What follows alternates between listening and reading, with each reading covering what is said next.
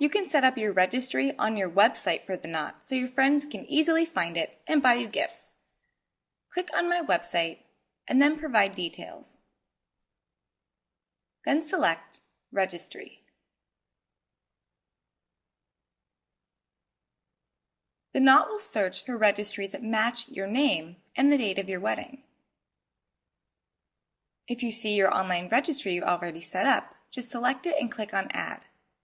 If you haven't set one up yet, click on Start Now, select a store you like, and continue on.